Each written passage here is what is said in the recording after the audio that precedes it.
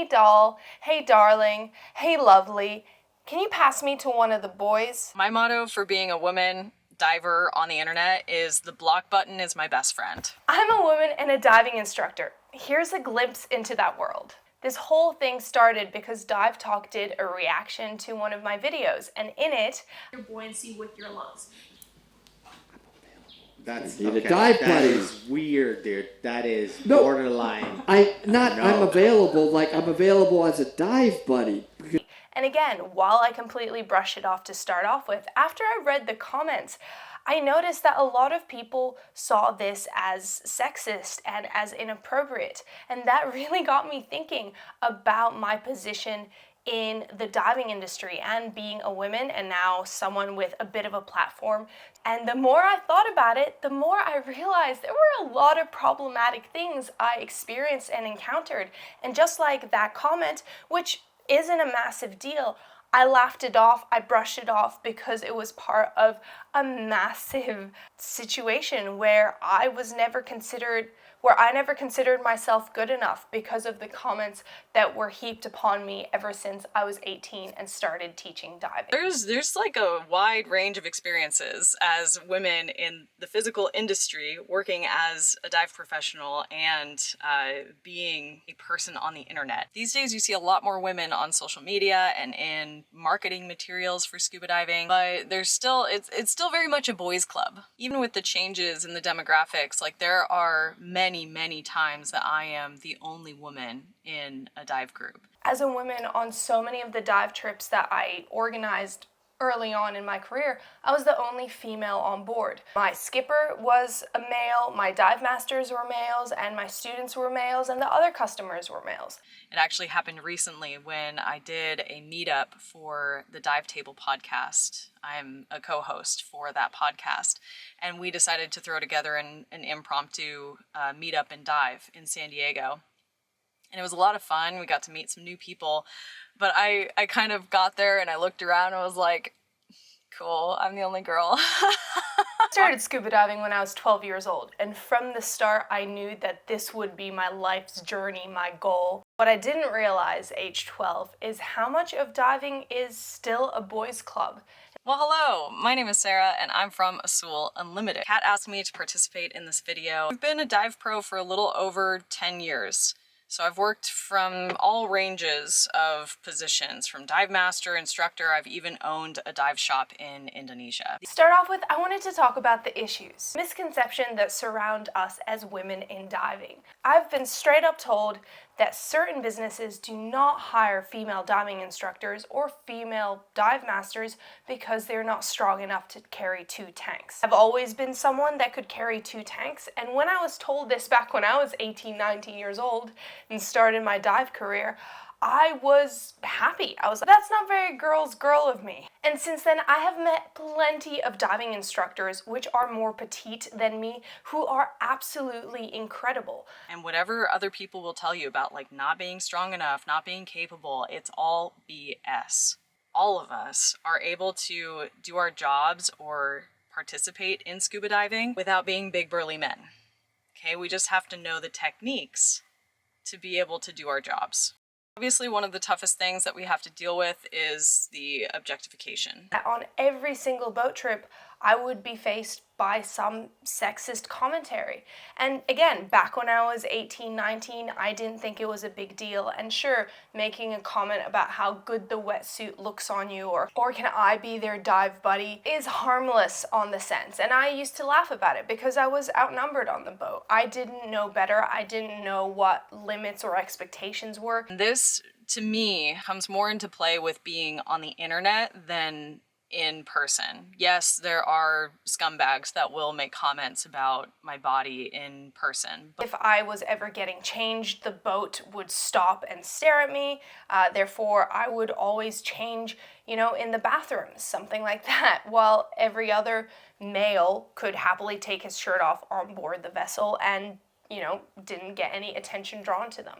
I had to be very careful about my presentation because I wanted to remain professional and not do anything, that would upset anyone else. But also, I was 18, 19 years old, and I was surrounded by grown adult men who could not stop making inappropriate comments about my body. I understand. We're all human. Like, there's gonna be times when we're attracted to one another, or, you know, we have these thoughts about other people and their bodies. But, like, can we all just, like, learn the filter of what's appropriate? Oh, it's good to dive with a female dive buddy because she might be attracting sharks. I recently had an experience, and I've made a full video about it on my YouTube channel about traveling to Cozumel. And this person said something. It wasn't like insanely inappropriate. It didn't make me feel threatened or unsafe, but it was just like, bro, filter. Is this appropriate? We're in a professional setting. Why are you saying this to me? If you're a man on a dive boat and you hear someone make a comment like this, just call them out on it. It's not cool. We don't want to hear it. We're just trying to go for a dive. And don't forget, get your Reef Rebellion shirt. There's currently a 10% off with the code OceanPancake. But I find that the people that are anonymous behind a keyboard can be disturbing, to say the least. That means I'm pretty careful with what I share on social media, and I recommend that to other women. I will say that sometimes I get a little bit cheeky, and I will post things that I know are going to foster an interesting response, but I prepare myself for that. And it's usually, I post things because I'm doing like a workout that shows how strong I am or something of that nature, and I feel good about it. Or Idiot McGee 239 on YouTube is gonna say about this isn't gonna rock how I feel in my confidence. My motto for being a woman diver on the internet is the block button is my best friend. So many little instances where being a young woman, blonde women, I was just pigeonholed. You're in charge of selling equipment rather than fixing equipment. If I ever got a phone call at a dive shop, so many customers would be like, "Hey doll, hey darling, hey lovely, can you pass me to one of the boys?" Interesting experience I've had is in that ownership role. So I had a dive shop in Indonesia. It was 3 business owners, 2 men and myself. Something that happened to me all the time was people would come in looking for the owner, asking for the owner, and they wouldn't take me seriously. And it just always kind of irked me. That's not to say that like my staff did anything or, you know, people that knew us and interacted with us all the time, like they didn't treat me that way, but it was more kind of like the outside people. And in those moments, you know, sometimes I did not know the answer for what they were asking, but they wouldn't even try to ask me the question. They would straight away just assume I was a receptionist or something like that and wanted to talk to one of the dive team, which was a man. This did not make me feel good, and it made me try and work even harder to not be a woman, to not be feminine. What I learned through all of that is it's really important, especially as a woman, because there are so many men with such big voices and big egos in the industry, is that we really have to work on our own self-esteem and confidence so that we don't get shaken up by the nonsense that's happening over here, right, in the boys club. When we feel confident and we've gotten the support and the training and the knowledge, you know, when you have all of those things, you can stand firmly and be able to set boundaries with people, do your job well, and all of these things that we know that we are fully capable of doing, and not get like bulldozed by the men in the room. I also wasn't allowed to learn how to do dive technical things because as a blonde female instructor, I was better off selling the products in the front of the office. And that's something that I've strived for myself, because I, for a long time, did not have the confidence or the self-esteem, especially in my work as a dive professional. And I see it all the time with women. So if you're watching this and you're like, oh my gosh, I struggle with that so much, like, please reach out to me. Okay, I will give you what resources I have. I just want to see more women thrive in this industry. Some of the best things about being a woman in diving is the really strong and beautiful community. Girls That Scuba, which is an amazing online community of women from all over the world sharing their diving experiences.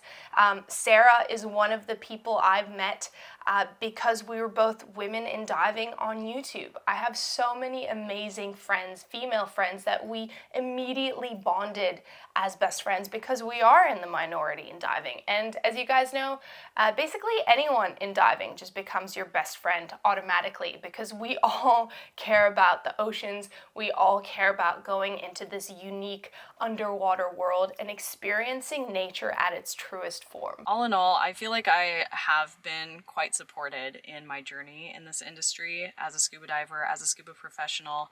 I have had really great male friends and allies in this community, and I just hope I hope that you guys watching, because I don't know about Kat's analytics, but I know that for my YouTube channel it's primarily men watching my videos.